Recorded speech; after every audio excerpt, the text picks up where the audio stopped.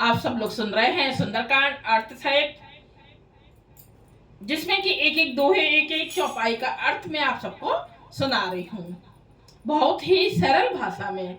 जय श्री गणेशाय नमः। श्री रामचंद्र जी को प्रणाम और श्री हनुमान जी को प्रणाम। आप सबको प्रणाम। जय सिया राम। तब देखी मुद्रिका मनोहरी, राम नाम अंकित अति सुंदर। चकित चितप मुद्री पहचानी, हर्ष विषाद हृदय कुलानी। तब उन्होंने राम नाम से अंकित अत्यंत सुंदर एवं मनोहर अंगूठी देखी। उस पे श्री रामचंद्र जी का नाम लिखा हुआ था ना, तो अंगूठी को देखा। अंगूठी को पहचान कर सीता जी आश्चर्यचकित होकर उसे देखने लगी और हर्ष तथा मतलब खुशी होकर तथा विषाद से हृदय में अकला उठी। मतलब हम कभी भी कोई भी चीज हमें खुशी की चीज मिल जाती है तो हम कितने एकदम व्याकुल एकदम अकुला जाते हैं, फिर ये समझ में ही नहीं आता कि हम क्या करें क्या ना करें, बहुत ज्यादा खुश होते हैं। तो यहाँ पर ऐसे ही जब राम जी की अंगूठी देखी सीता जी ने और उस पर राम नाम अंकित है तो पहचान कर बहुत खुश हो गई और वो अकुला उठी। जीते को सके अजय रघुराई, माया पे असरच नहीं जाई। सीता मन विचार कर नाना, मधुर बचन बोले हनुमाना। वे सोचने लगी श्री रघुनाथ जी तो सर्वथा अजय हैं, उन्हें कौन जीत सकता है। और माया से ऐसी माया के उपादान से सर्वथा रहित दिव्य चिन्मय अंगूठी बनाई नहीं जा सकती। मतलब ऐसी अंगूठी दूसरी नहीं बनाई जा सकती है और भला उन्हें कौन जीत सकता है। सीता जी मन में अनेक प्रकार के विचार कर रही थी। उसी समय हनुमान जी मधुर वचन बोले। जब वो विचार कर रही थी ऐसी अंगूठी बन नहीं सकती है, ये मतलब कहाँ से आई कैसी क्या, तभी हनुमान जी बहुत प्यारे वचनों मधुर मतलब सुरीली आवाज में बोले। रामचंद्र गुण बरने लागा, सुनते ही सीता कर दुख भागा। लागी सुने श्रमन मन लाई, आदि होते सब कथा सुनाई। वे श्री रामचंद्र जी के गुणों का वर्णन करने लगे, जिनके सुनते ही सीता जी का दुख भाग गया। सीता जी का दुख भाग गया सुनते ही।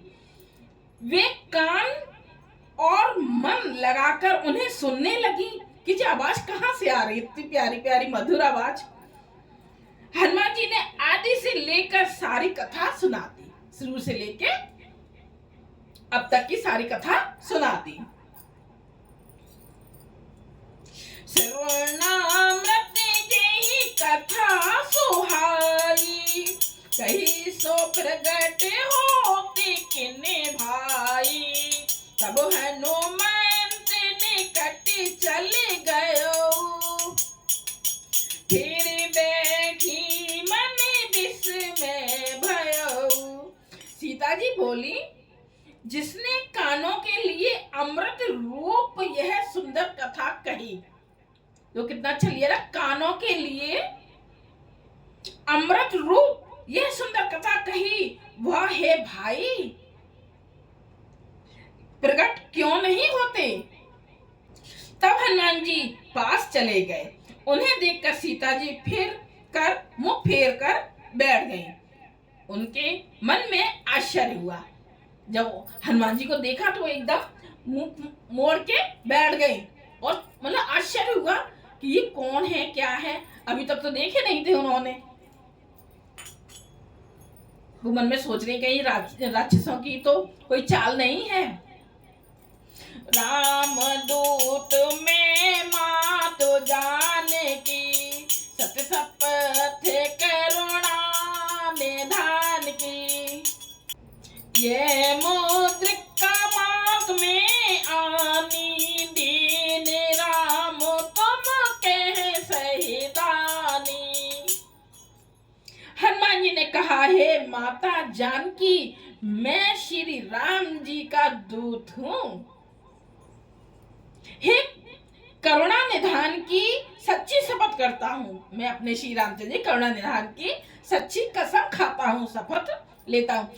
हे माता, यह अंगूठी मैं ही लाया हूँ। श्री राम जी ने मुझे आपके लिए यह सहदानी यानी कि निशानी या पहचान, कुछ भी बोल लो, वह दी है। सीता जी को बता रहे हैं हनुमान जी। कभी कपि के बचन सप्रेम सुने, और पूजा मन विश्वास। जाना मन क्रम बचन यह, कृपा सिंधु कर दास। हनुमान जी के प्रेम युक्त वचन सुनकर सीता जी के मन में विश्वास उत्पन्न हो गया। उन्होंने जान लिया कि यह मन, वचन और कर्म से कृपा सागर श्री रघुनाथ जी के दास हैं। हरि जन जान प्रीति अति गाढ़ी, सजल नयन पुल का बल बाड़ी।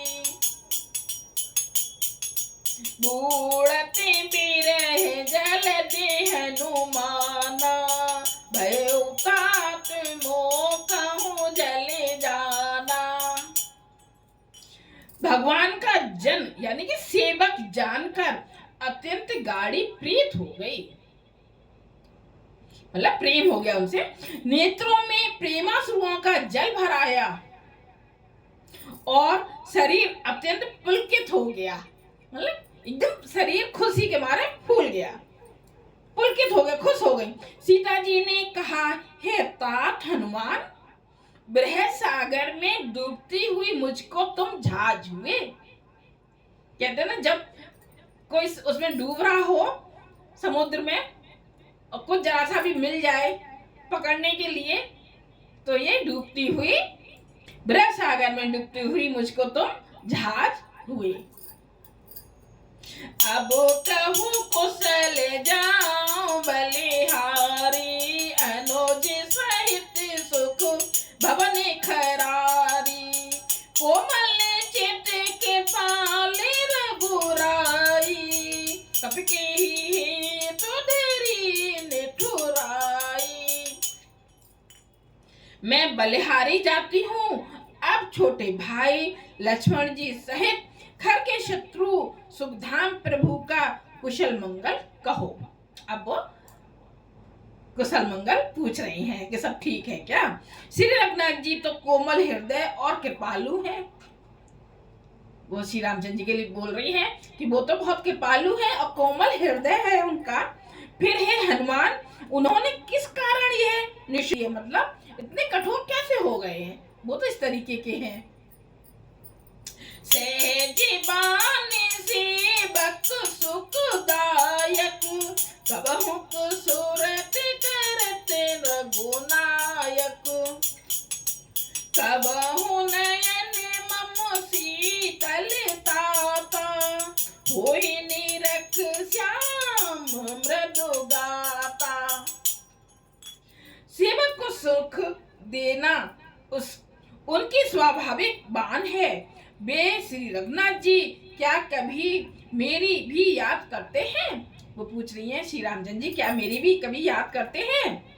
हे तात, क्या कभी उनके कोमल सांवले अंगों को देखकर मेरे नेत्र शीतल होंगे या नहीं?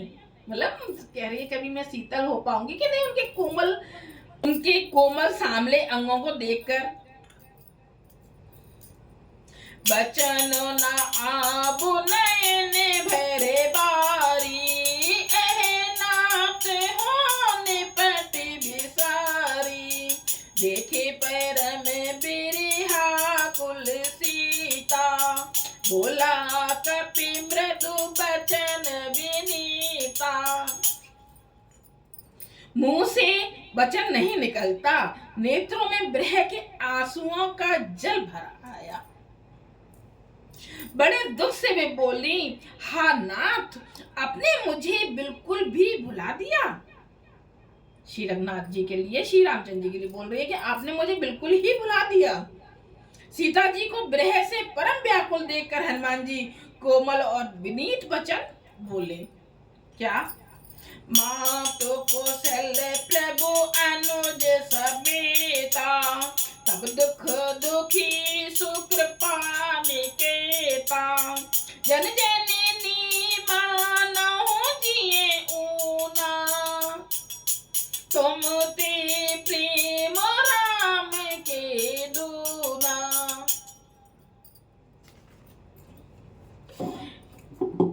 हे माता, सुंदर कृपा के धाम प्रभु भाई लक्ष्मण जी के सहित शरीर से कुशल हैं, परंतु आपके दुख से दुखी हैं।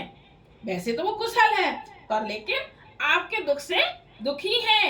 हे माता, मन में ग्लानि ना मानिए, मन मतलब छोटा मत करिए। श्री रामचंद्र जी के हृदय में आपसे दूना प्रेम है। रघुपति करि संदेशु अब, सुन जननी धर धीर।